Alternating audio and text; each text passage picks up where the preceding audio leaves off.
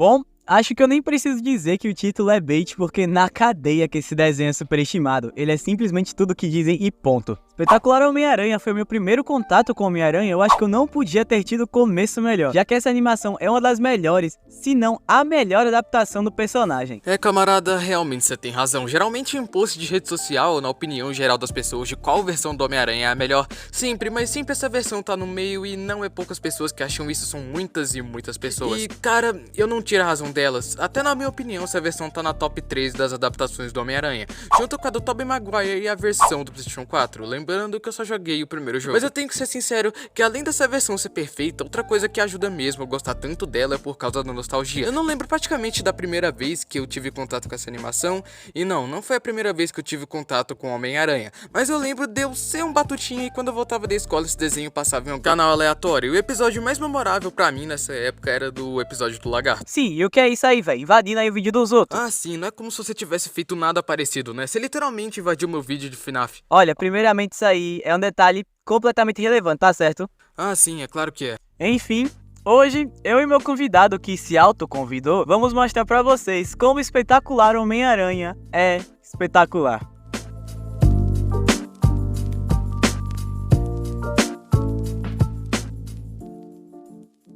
A gente pode dizer que um ponto forte desse desenho é sua própria animação, já que esse desenho é de um super-herói e precisa ter cenas de ação, então eles optaram por um traço mais simples e com isso eles podem adicionar mais fluidez nas cenas. Além desse desenho ter quase nada de erro de consistência dos personagens, na grande maioria das cenas eles sempre são bem desenhados, então a gente vê que a animação desse desenho é bem competente. Mas o que mais impressiona pra mim não é a animação em si, mas sim a própria estética dela, e cara, como esse desenho é estiloso, eu simplesmente amo esse traço. Ao mesmo tempo que ele é meio quadradão, ele também é super fluido, então o traço dá uma sensação de movimentos pros personagens. Não é tipo aquele traço dos anos 90 que os personagens são tudo igual e são tudo bombado. Aqui é muito mais cartoonizado e os personagens têm corpos e proporções diferentes, o que torna eles cada vez mais únicos. Tanto que esse desenho tem o meu design favorito do Venom de todas as mídias. Eu simplesmente amo esses tronco e braços gigantes em contraste com essa cabecinha e as perninhas. Ou seja, esse traço é perfeito. Agora indo pra outra coisa maravilhosa, a trilha sonora. Cara, sério, o quanto essa trilha sonora é marcante é brincadeira. As músicas temas do desenho são muito boas e fazem um bom trabalho, já que a maioria delas são bem frenéticas, o que combina muito com o desenho de ação. E eu tenho que falar, a primeira trilha do primeiro episódio é ouro.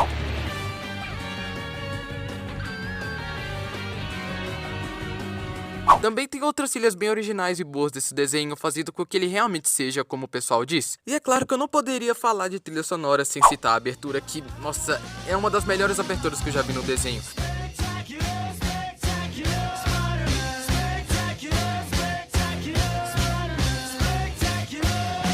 A música é ótima e fica na sua cabeça, cara. E com certeza ela foi um dos motivos para esse desenho ficar tão lembrado.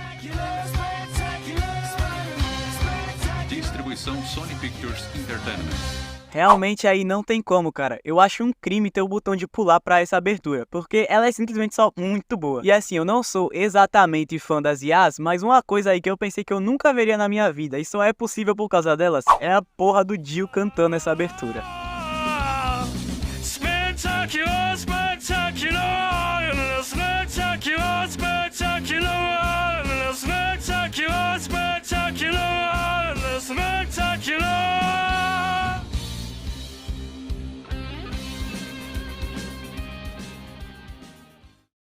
Bom, a história do desenho se concentra no Peter com seus 16 anos sendo o Homem-Aranha, e o primeiro episódio já apresenta muita coisa pra gente, como o fato da tia May ter problemas financeiros, do Peter sofrer bullying do Flash, um marmanjo de provavelmente 20 anos que ainda deve estar no ensino médio, e que também ele tem os seus únicos amigos, Harry e Gwen. A gente também conhece o pai do Harry, Norman Osborn, e toda a sua babaquice pra ganhar dinheiro, tanto que ele rouba um projeto do seu ex-funcionário, que acaba virando Abutre, e também acaba trabalhando junto com um carinha aí que eu vou chamar de Lincoln, pra criar super vilões pra matar o Aranha, como Electro, o Shocker, o Homem-Areia, Rhino e Dr. Octopus. Enquanto isso, Peter junto com Gwen fazem estágio no laboratório de Kurt Connors, que aliás tem um outro amigo de Peter trabalhando nele, Ed Brock. Eu em particular gosto bastante desse episódio. Eu também acho ele um bom primeiro episódio. Como meu mano Davi disse, introduz bastante coisa da mitologia do Homem-Aranha e já começa a desenvolver muita coisa que vai ser importante pra série. O que eu acho o maior ponto forte do desenho, mas isso eu quero falar ao decorrer do vídeo. E continuando o que eu disse, eu gosto bastante desses episódios iniciais porque eles já trazem muito da essência do Homem-Aranha. E nesse quesito, um dos melhores episódios é o terceiro. O episódio começa com o Homem-Aranha derrotando alguns bandidos e tentando tirar umas fotos para ganhar o concurso do Clarim Diário. Ou seja, aí só mais uma terça-feira pro Peter. E após ele ter um pequeno monólogo como ele acha que tá fazendo tudo certo agora, e até dizer pra tia May que vai finalmente conseguir ajudar a pagar as contas, ele descobre que as fotos estão inutilizáveis. Porque esse cara é só muito azarado e se zica a todo momento. Enquanto isso, vemos com os Cornos que Kurt usou a fórmula do lagarto nele pra tentar regenerar seu braço, e no meio da madrugada descobrimos que isso deu certo. Cortando pro outro dia, Peter sofre aquele bullying de leve, Gwen aparece pra defender, e ambos vão indo pro laboratório do Dr. Kurt Cornos. Chegando lá, eles comemoram que Kurt conseguiu recuperar seu braço e que a fórmula do lagarto deu certo. Mas pra quem manja aí minimamente da história do lagarto, sabe que não é bem assim que as coisas são e eles percebem o que tá acontecendo. Kurt eventualmente vai se transformar no lagarto e Peter dá a ideia de fazer um filtro de DNA humano que ele chama de purificador de genes pra tentar curar o doutor. Acaba que Billy, filho do doutor e da doutora Cornels, ouve a conversa e teme que seu pai só se esqueça de sua família. Peter tenta dar um apoio a ele, mas acaba que o inevitável acontece e Kurt finalmente vira o lagarto e acaba fugindo do laboratório. Ed diz que vai atrás dele e Peter também dá fuga aí com a desculpinha véia besta pra poder agir como Homem-Aranha. Nisso temos o primeiro confronto do Aranha com o lagarto, e não tem muito o que comentar, né? Uma hora o lagarto batia e na outra o Peter apanhava. O lagarto consegue fugir e o Miranha vai atrás do purificador de genes. Ed o informa que o lagarto tá no zoológico e após eles se trombarem, eles montam um planozinho pra pegar o lagarto que quase deu certo se não fosse o Homem-Aranha dando mais uma zicada. Enfim, o Billy aparece e acaba distraindo o lagarto, o Homem-Aranha consegue usar o purificador de genes e após tomar mais uns supapos aí pra ficar esperto, Kurt volta ao normal. Porém, como nem tudo são flores, o Peter tirou fotos de tudo que aconteceu e elas saíram no jornal. E o pessoal ali foi cobrar o Peter por isso, já que eles pensam que o Peter não ajudou eles pra poder tirar essas fotos, o que faz com que a doutora Martha Cornels perca a confiança nele e demita Peter. E por fim, temos a conclusão do episódio, que é esse monólogo do Peter. Eu não sabia que seria tão difícil chegar em casa às 9 horas, sem trabalho e com amigos que acham que eu sou um traste. São as voltas que a vida dá. Má sorte, uma picadinha à toa. Essa é a decisão mais fácil que eu já tomei.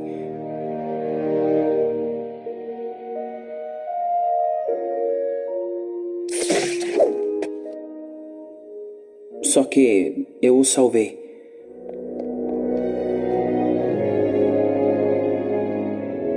O Homem-Aranha não é varinha mágica, mas graças à teia de aranha, Kurt está curado e o Billy tem o pai de volta.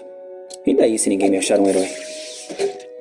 E cara, eu gosto muito desse final. É uma das cenas onde se aplica o famoso com grandes poderes, vem grandes responsabilidades. Apesar de todos pensarem que Peter agiu apenas por egoísmo e benefício próprio, ele sabe que o que ele fez era o que tinha que ser feito. E no final do dia, Billy ainda tinha seu pai, e é isso que importava. Eu gosto também como eles respeitam muito a figura do Tio Ben nesse desenho. Ele é realmente um pilar pro Peter e abordam isso também no arco do simbionte, que vocês vão ver mais pra frente no vídeo. Ao longo do desenho, Peter, por causa da sua vida heróica, sempre se dá mal. Os amigos dele se magoam, ele é despedido do estágio, fica de castigo e ainda tem que ficar apanhando de vilão. Que inclusive, por meio de um deles, o Rhino, o Aranha consegue descobrir quem é o Lincoln, que eu vou chamar de Lápide. O Lápide explica que ele tá fazendo esses super vilões pra matar o Aranha, porque o Aranha sempre atrapalha seus negócios quando ele combate o crime. Então o Lápide oferece uma oferta gorda pro Homem-Aranha. Ele para de combater o crime e ele ganha um dinheiro muito bom. Mas como Peter tem bom senso, obviamente ele nega, então o Lápide chama a polícia e a polícia fazendo com que o Aranha tenha que fugir do escritório do Lápide. O episódio começa com o Homem-Aranha sendo, defenestrado e nos é mostrado quem jogou ele pela janela, o vulgo Duende Verde, que inclusive eu acho fácil o melhor Duende Verde que já tivemos, pelo menos no visual, porque sério, que design lindo dele. Pra ficar perfeito pra mim, faltou só ter a ponta do gorro do Duende, porque eu acho meio estranho esse capacete aí, deixa o Duende meio cabecinha. Mas isso é de menos pra ser sincero, velho. O cara tem presença, personalidade. Esse Duende é muito bom de verdade. Mas continuando, temos a lutinha básica aí do Duende com o Homem-Aranha. E o Aranha faz aí o clássico: bom, agora você deve estar se perguntando como eu cheguei aqui. E voltamos algumas horinhas no dia. No baile da primavera do colégio Midtown, vemos Harry tentando impressionar os populares e sendo muito otário com a Gwen. Inclusive, eu fico com muita pena da Gwen nesse desenho. Até que Peter chega no baile roubando a atenção de todo mundo com a MJ, porque, né, MJ. Então o episódio corta pro JJ e seu filho indo pra uma festa comemorar o último dia dele na cidade.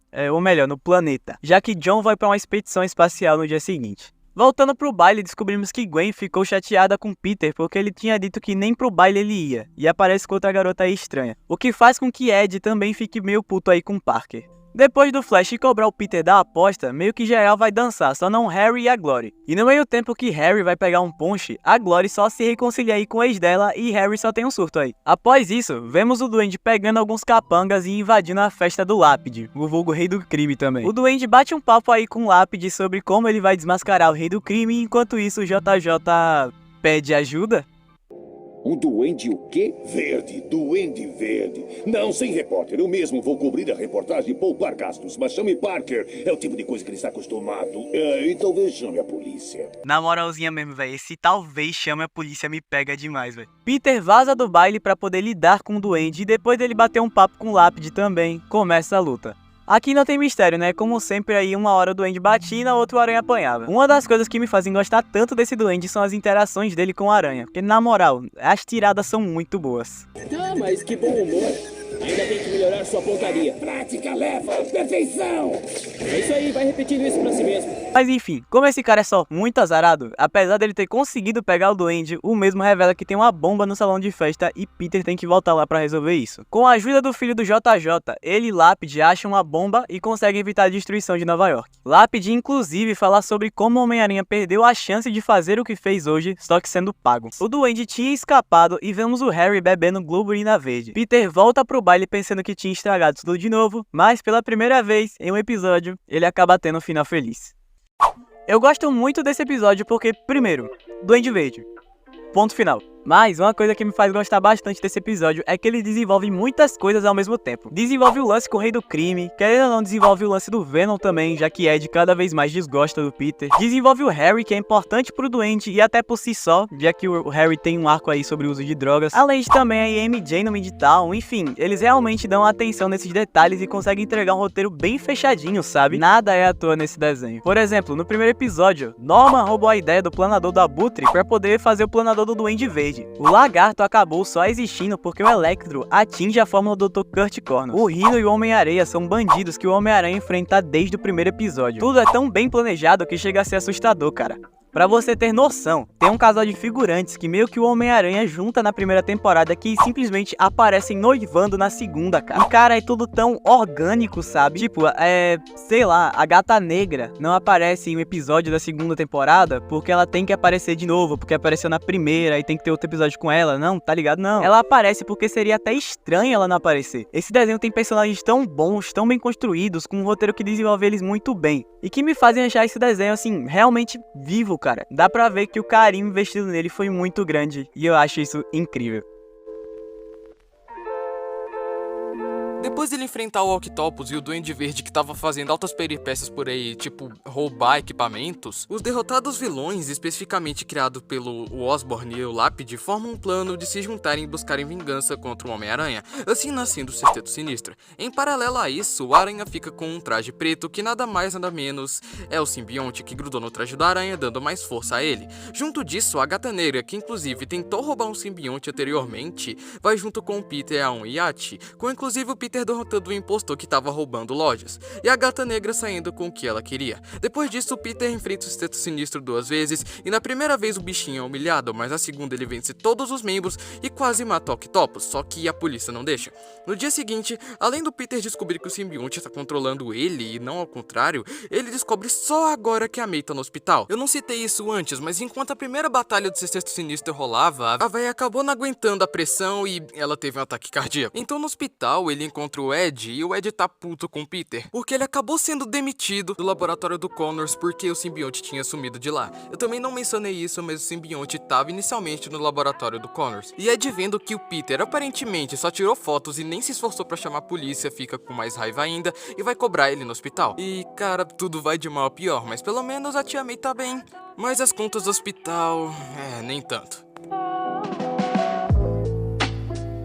E bom, chegamos no meu episódio favorito de toda a série, o episódio 12. Com a tia May no hospital, contas altas da casa e o Ed enchendo o saco, Peter já anda bem estressado, mas com o simbionte o influenciando e mudando sua personalidade aos poucos, Peter é um extremo babaca com as pessoas que estavam tentando ajudá-lo. Como Homem-Aranha, ele de novo vai ao lápide, mas com outro pensamento. Dessa vez, ele tá querendo aquela proposta que o lápide tinha feito, assim ele poderia ganhar o dinheiro que ele precisava. Então, indo pro hospital, o Ed vai encher o saco dele de novo, mas o Peter tá poucas ideias. Ele entra no hospital, mas o Flash também aparece, e o Peter já avisa que ele tá de mau humor, mas o Flash tá pouco se lixando, e além de zoar com a cara do Peter, ele manda o papo pra ele, jogando na cara que ele tá sendo um merda e que tá sendo um babaca até com os amigos que estão querendo ajudá-lo. Depois dessa pedrada aí, Peter pensa a respeito e ele percebe que sim, o simbionte tá mudando ele, e meu irmão, esse desenho dá uma aula de escrita em questão de personagens, pois todos os personagens que aparecem são importantes e ajudam a mover a história, como o Flash, que não é só um idiota que zoou o Peter, mas sim foi uma pessoa importante que ajudou ele a cair na real. Isso é muito bom. Voltando pro episódio, o Aranha vai à parte mais alta de uma igreja onde tem o sino, e lá uma luta mental se inicia, simbionte versus Peter. Peter tenta se livrar dela, tentando arrancar do seu corpo, e por mais que os barulhos do sino enfraquecessem o simbionte, ele ainda aparentava ser mais forte. Enquanto o sino tocava, o simbionte envolvia o Peter em um casulo para mostrar que, segundo ele, o Peter não é nada sem a união de hospedeiro e parasita. E após cobrir todo o seu corpo, o episódio fica simplesmente genial, pois como o simbionte tem acesso às memórias de... ela usa isso de artifício para influenciar o mesmo, e o episódio aproveita desse fato para contar a origem do Homem-Aranha. É simplesmente genial. E ainda a sequência da origem é toda feita em preto e branco, ou seja, esse episódio é cinema. Depois de ser engolido pelo casulo, Peter acorda numa casa e ele tá usando óculos, e a tia May fala pra ele se apressar, e o tio Ben também. E o Peter fica super feliz por ele estar de volta, mas não é possível mudar o passado, então toda a sequência de eventos com o Peter deixando o ladrão fugir, ele matando o tio Ben e o Peter indo atrás de vingança acontece. O simbionte o relembra dessa memória toda e usa isso de argumento falando que a vida tirou tudo do Peter e que não se pode confiar em ninguém, só nele mesmo, ou melhor, neles. Então Peter concorda e quase se deixa ser dominado pela simbionte, mas é claro que não seria tão fácil. Uma parte da mente de Peter, na forma do tio Ben, impede a união e o lembra de outra memória. Escuta, menino. Eu passei exatamente pela mesma coisa em sua idade.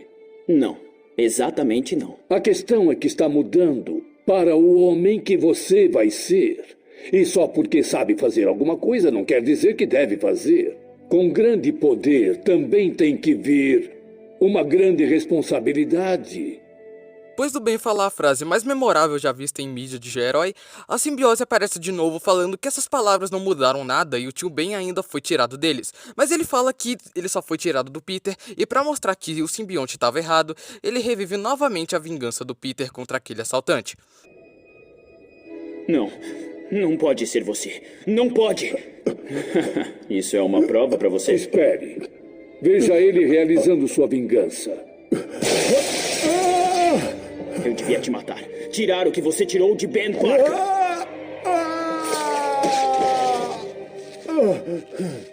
Mas ele não ia gostar. Com grande poder, vem a grande responsabilidade. Depois de mostrar que mesmo que o ladrão tenha feito mal pro Peter, ele conseguiu fazer a coisa certa, honrando assim o seu tio e os seus ensinamentos, ele ainda o relembra de todas as coisas certas que fez e todas as vidas que protegeu. O simbionte ainda tenta dizer que mesmo com eles fazendo a coisa certa, nada de bom acontece pra eles, mas depois o tio Ben lança outra pedrada. Isso eu discordo.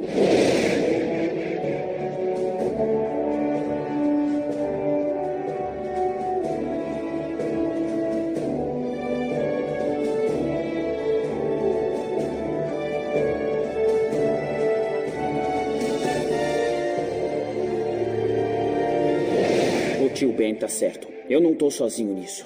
E eu não vou abrir mão de quem eu sou pra me ligar a um bandido. Não podemos rejeitar o que já somos. Vá pegá-lo, menino. Depois dessa sequência de cenas incríveis, Peter percebe que ele não tá sozinho e que vale a pena fazer o bem. Então, depois de se lembrar de todas as pessoas que ele ama, acontece a trocação de soco sincera na mente do Peter e ele ganha, assim conseguindo se libertar do casulo e devolvendo o alienígena pro laboratório. É de ver que o Aranha recuperou o alienígena, mas logo a felicidade acaba, pois Peter tá disposto a acabar com o simbionte de uma vez por todas. Ed, vendo isso, tenta impedir, mas não consegue e o Aranha vai embora. Ed agora fica puto com o Aranha, mas a simbionte tava viva. E então ela mostra toda a verdade e quem era o Homem-Aranha. Então, com os dois ódios da simbionte e do Ed, eles viram Venom e vão buscar vingança contra o Homem-Aranha. E meu irmão, esse episódio, além de ser Cinema 2, é a mais pura essência de Homem-Aranha. Ele usa muito bem os personagens secundários e representa de uma maneira genial o conflito moral que Peter Parker sofre, o dilema de sua vida heróica sempre atrapalhar sua vida pessoal, e quando ele tá perto de se render ou desistir, as pessoas que ele salvou e que o amam o lembram de que ele não pode fazer isso, ainda mais a pessoa mais importante da sua vida, o tio Ben. É por ele que o Peter sempre se ergue e luta, para evitar que pessoas percam o que ele perdeu e para sempre honrar a memória do seu herói. Na real, o verdadeiro herói na vida de Peter, o seu verdadeiro pai. É por isso que esse episódio é o meu favorito desse desenho. O desenho, infelizmente, foi cancelado e não foi por falta de orçamento ou então porque eles estavam deixando a desejar na produção, e sim porque a Disney na época tinha recém comprado a Marvel. Esse desenho era produzido pela Sony, então a Disney não ia pagar para uma concorrente fazer o desenho para eles, né? Então eles só acharam melhor cancelar o desenho e fazer o deles. O desenho acabou deixando algumas pontas soltas, como a volta do Norman, o que ia acontecer com os Cornos, o que provavelmente viria aí como o Arco do Chacal, além de vários vilões que apareceram no desenho como pessoas comuns que nós veríamos se transformar nos vilões que a gente conhece nas futuras temporadas. Existiam também muitos planos pro futuro. Era planejado aí mais 4 temporadas, especiais de DVD, porque na época se ligava pra DVD. Além de filmes mostrando Peter, jovem adulto, agindo como Homem-Aranha na faculdade. Que eu nem preciso dizer que seria só tipo muito foda, velho, poder ver esse Peter crescendo. Teria sido incrível, de verdade. Mas apesar de tudo, eu acho incrível como mostrando tão pouco, esse desenho é a melhor adaptação do Homem-Aranha que tivemos, porque sinceramente, dentre todas as mídias dele, tirando quadrinhos, não tem nenhuma que bata de frente com ele não, cara. Sem tirar nem pôr, esse desenho é simplesmente uma obra-prima.